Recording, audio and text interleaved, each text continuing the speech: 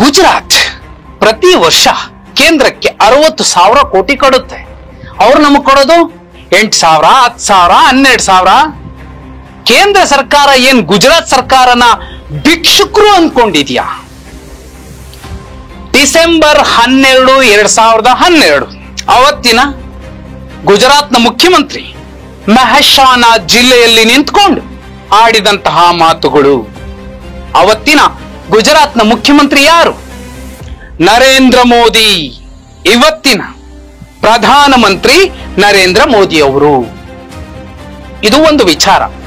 ಎರಡನೇದು, ಆಗಸ್ಟ್ 15, 2013 ವಡೋದರದಲ್ಲಿ ನಿಂತ್ಕೊಂಡು ಅವತ್ತಿನ ಗುಜರಾತ್ನ ಮುಖ್ಯಮಂತ್ರಿ ನರೇಂದ್ರ ಮೋದಿ ಅವರು ದೇಶದ ಪ್ರಧಾನಿಯಾಗಿದ್ದಂತಹ ಮನಮೋಹನ್ ಸಿಂಗ್ ಅವರನ್ನ ಮೌನಿ ಬಾಬಾ, ಮಾತಾಡಕ್ಕೆ ಬರಲ್ಲ ಅಂತ ಅಪಮಾನಿಸಿದ್ದರು.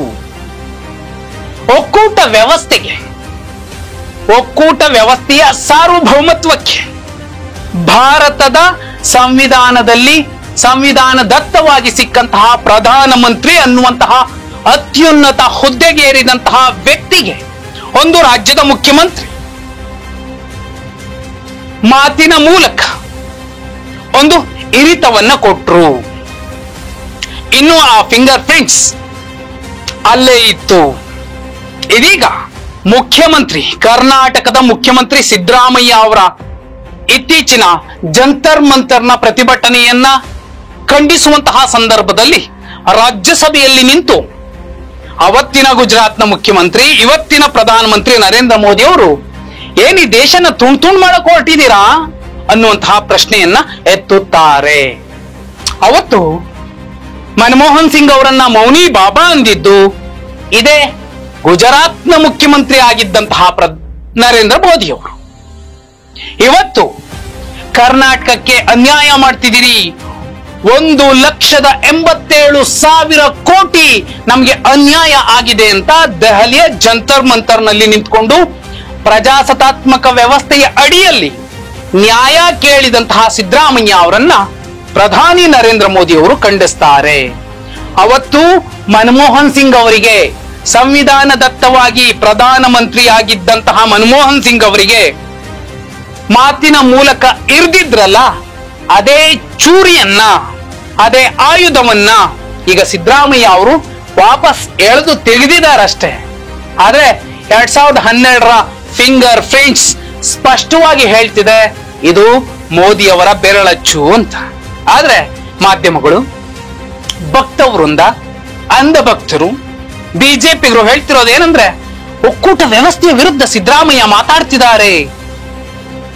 ಅರೆ 2012 ಡಿಸೆಂಬರ್ 12ನೇ ತಾರೀಕು ಗುಜರಾತ್ನ ವಡೋದರದಲ್ಲಿ ಮೆಹಸಾನಾ ಜಿಲ್ಲೆಯಲ್ಲಿ ಇದೇ ನರೇಂದ್ರ ಮೋದಿ ಅವರು ಮುಖ್ಯಮಂತ್ರಿ ಆಗಿದ್ದುಕೊಂಡು ಒಕ್ಕೂಟ ವ್ಯವಸ್ಥೆಯ ವಿರುದ್ಧ ತೆರಿಗೆ ಪಾಲಿನಲ್ಲಿ ಹಂಚಿಕೆಯಲ್ಲಿ ತಾರತಮ್ಯ ಆಗ್ತಿದೆ ಅಂತ ಮಾತಾಡಿದ್ರಲ್ಲ, ಆ ವ್ಯಕ್ತಿ ಬೇರೆ, ಇವತ್ತು ಪ್ರಧಾನಮಂತ್ರಿಯಾಗಿ ದೇಶ ವಿಭಜನೆ ಮಾಡೋಕ್ ಮಾತಾಡ್ತಿದ್ದೀರಾ ನೀವೆಲ್ಲ ಅನ್ನುವಂತಹ ಈ ವ್ಯಕ್ತಿ ಬೇರೆನಾ? ಅಂದು ಮುಖ್ಯಮಂತ್ರಿಯಾಗಿ ನರೇಂದ್ರ ಮೋದಿ ಅವರು ಮಾಡಿದ ಮಾತು ಮತ್ತು ಕೃತಿ, ಇವತ್ತು ಸಿದ್ದರಾಮಯ್ಯ ಅವರು ಈ ರಾಜ್ಯದ ಮುಖ್ಯಮಂತ್ರಿಯಾಗಿ ನಡೆದುಕೊಂಡಂತಹ ರೀತಿ, ನೀತಿ, ರಿವಾಜು ಬೇರೆ ಬೇರೆನಾ?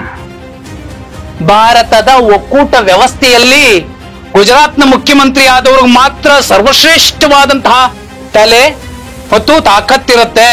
ಕರ್ನಾಟಕದವರು ಯಾರಾದ್ರೂ ಅಷ್ಟೇ ಅವರು ದಡ್ರು ಅನ್ನುವಂತಹ ಯೋಚನೆಯನ್ನ ಕರ್ನಾಟಕದ ಕನ್ನಡಿಗರು, ಅಂಧಭಕ್ತರು, ಬಿಜೆಪಿಯ ಅನುಯಾಯಿಗಳು ಅಂದ್ಕೊಂಡಿದಾರ. ಮೋದಿ ಮಾಡಿದ್ದು, ಮೋದಿ ಅವರು ಮನಮೋಹನ್ ಸಿಂಗ್ ಅವರಿಗೆ ಮೌನಿ ಬಾಬಾ ಅಂತ ಅಪಹಾಸ್ಯ ಮಾಡ್ತಾರೆ. ಒಂದು ದೇಶದ ಪ್ರಧಾನಿಯನ್ನ, ಒಂದು ರಾಜ್ಯದ ಮುಖ್ಯಮಂತ್ರಿ ಸಿದ್ದರಾಮಯ್ಯ ಅವರು ಹಾಗೆ ನರೇಂದ್ರ ಮೋದಿ ಅವರನ್ನ ಫೇಕೇಂದ್ರ ಅಂತೆಲ್ಲ ಅಂದ್ರೆ ತಪ್ಪಾಗೋದಿಲ್ವಾ? ಒಕ್ಕೂಟ ವ್ಯವಸ್ಥೆಯಲ್ಲಿ ಯಾರು ಏನಂತಾರೆ, ಯಾಕಂತಾರೆ, ಹೇಗಂತಾರೆ, ಚರಿತ್ರೆ ತಿರುಗುತ್ತೆ, ಚರಿತ್ರೆ ರಿಪೀಟ್ಸ್, ಚರಿತ್ರೆ ಮರುಕಳಿಸುತ್ತೆ, ಹಿಸ್ಟ್ರಿ ರಿಪೀಟ್ಸ್ ಅನ್ನೋದು ಅದಕ್ಕೆ ನೋಡಿ. ಅವತ್ತು ಮೋದಿ ಅವರು ಆಡಿದ್ದು ತಪ್ಪು ಅನ್ನೋದಾದ್ರೆ ಇವತ್ತು ಸಿದ್ದರಾಮಯ್ಯ ಅವರು ಆಡಿದ್ದು ತಪ್ಪಾಗುತ್ತೆ. ಅವತ್ತು ಮೋದಿ ಅವರು ಆಡಿದ್ದು ಸರಿ ಅನ್ನೋದಾದ್ರೆ ಇವತ್ತು ಸಿದ್ದರಾಮಯ್ಯ ಅವರು ಆಡಿದ್ದು ಕೂಡ ಸರಿ ಅನ್ಸುತ್ತೆ. ಗೊತ್ತಿಲ್ಲ, ನಾಳೆ ಈ ವ್ಯಕ್ತಿ ಕೂಡ ಈ ದೇಶದ ಪ್ರಧಾನಿ ಆಗಬಹುದೇನೋ, ಅವತ್ತೇನಾಗ್ಬೋದು? ಅವತ್ತು ಮಾಧ್ಯಮಗಳು ಇದೇ ರೀತಿ ಪ್ರಶ್ನೆ ಮಾಡ್ಬೇಕಾಗತ್ತೆ.